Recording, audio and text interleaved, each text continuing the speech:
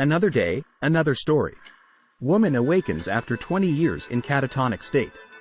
The reason may change psychiatry forever. But before we start, please make sure to subscribe our channel for more videos.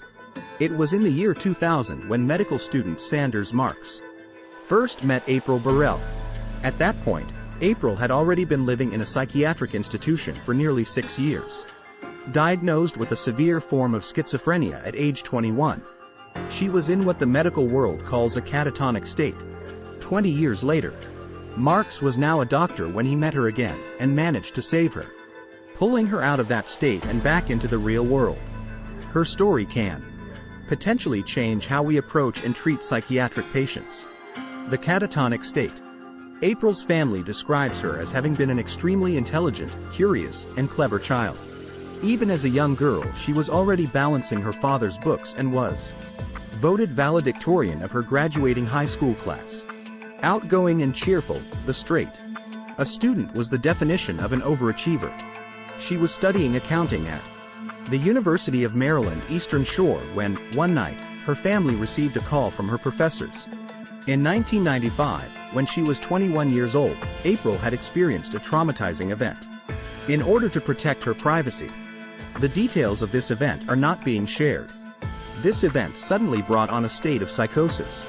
Almost overnight, she went from being a top student to being unable to communicate, bathe, or take care of herself in any way. Her devastated family did their best but quickly realized they were ill-equipped to care for her. They moved her to the Pilgrim Psychiatric Center for long-term care, where she would live for nearly 2 decades. The family visited as often as they could. Despite that, April could not interact with them or recognize them in any way. They had all but lost hope that their daughter, sister, and friend would ever be returned to them. The re-encounter. As already mentioned, Dr. Markx first met April in the year 2000 when he did a stint at Pilgrim as a medical student.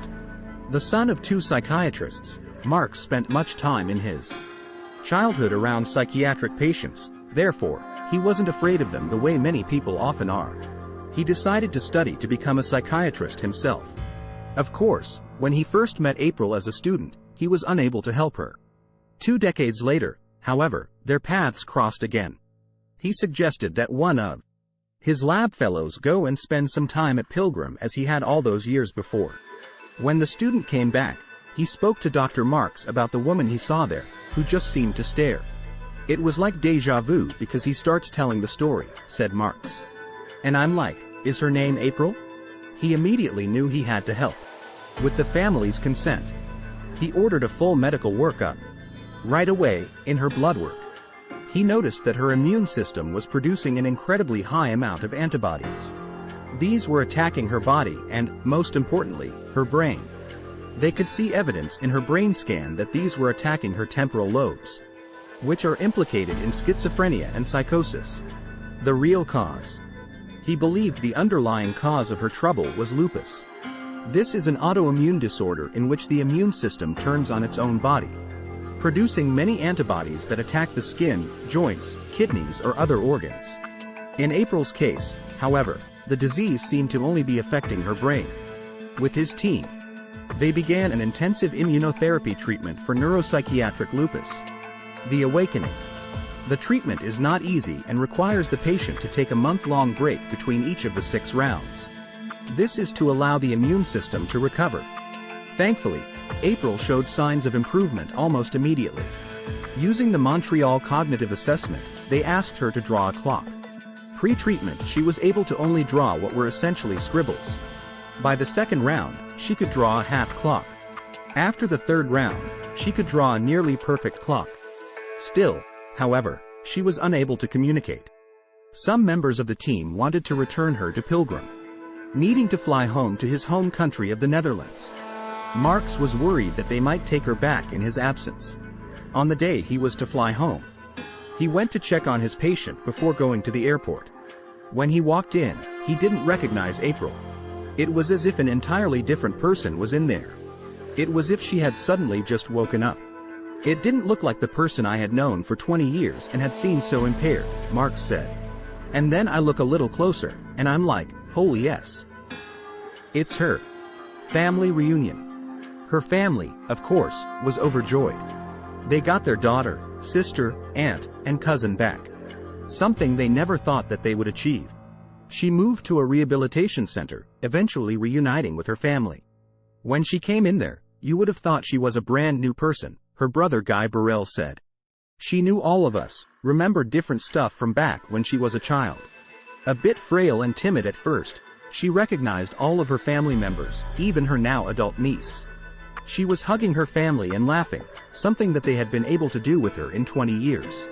It was like she came home, Markx said. We never thought that was possible. The implications.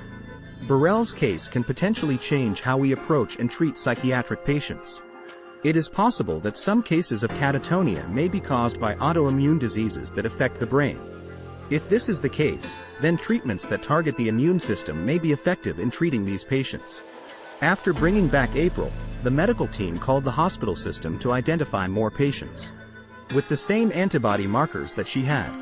A few months later, Anka Askanase, a rheumatologist and director of the Columbia Lupus Center, who had been on April's treatment team, found another similar patient. This patient was now 19-year-old Divine Cruz, who had been in her psychotic state for 10 years. They treated her as they had April, and sure enough, they also brought Divine back. April and Divine's stories were integral in the development of the SNF Center for Precision Psychiatry and Mental Health at Columbia. There, Markx has begun treating about 40 patients. The medical team's goal is to develop new treatments based on specific genetic and autoimmune causes of psychiatric illness. These are incredible breakthroughs that have the potential to change the way we look at and treat mental illness. Thanks for watching.